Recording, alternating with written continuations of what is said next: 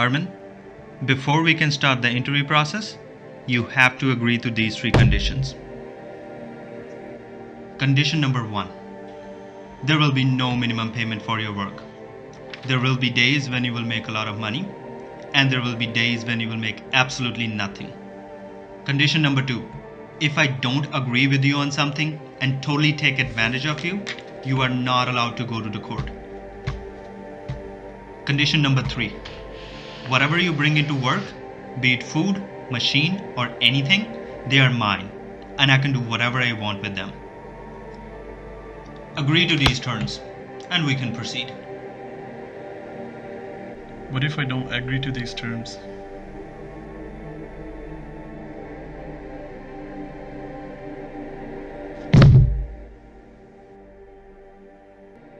Three major bills that the farmers in India are protesting include price assurance, trade and commerce, and essential commodities.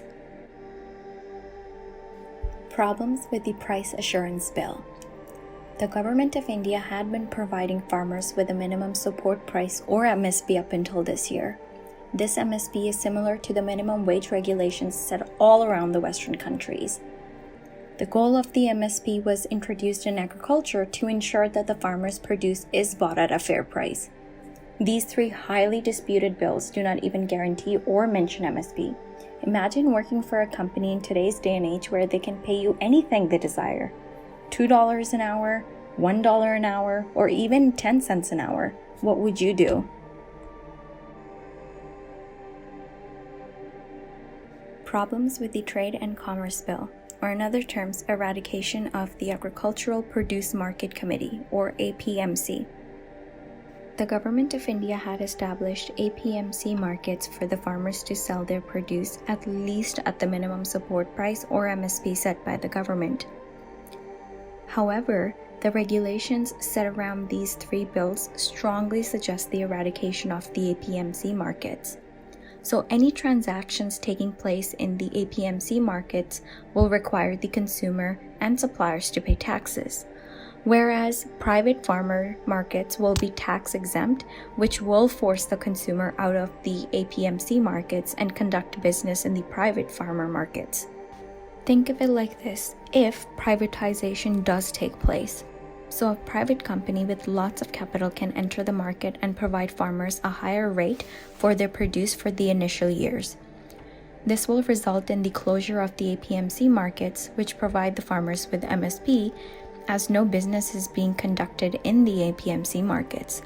So this will allow the private player to dominate the industry and set whatever rate they desire for your product. This will also result on contractual disputes. Once a private company takes over, they can simply say, "Oh, we don't really like the size of the potatoes produced this year, so we'll only pay you maybe 50% of your contract price." Can you believe that? To make matters worse, the farmers aren't even allowed to take this dispute to the court. Imagine being paid less to begin with and then being paid half of that and not being able to do anything at all. What would you do? Problems with the Essential Commodities Act. The government of India had established regulations and limits around stockpiling or hoarding food, but this has been removed. So a private corporation can stock as much produce as they desire. So think of it like this: a private company that has lots of capital can stockpile produce year after year without selling and can charge you whatever price they desire. This will allow them to control all supply for an essential commodity, so this will create a monopoly. Imagine not being able to buy whole wheat bread, rice, vegetables for months and then being forced to pay 10 times the price. What would you do?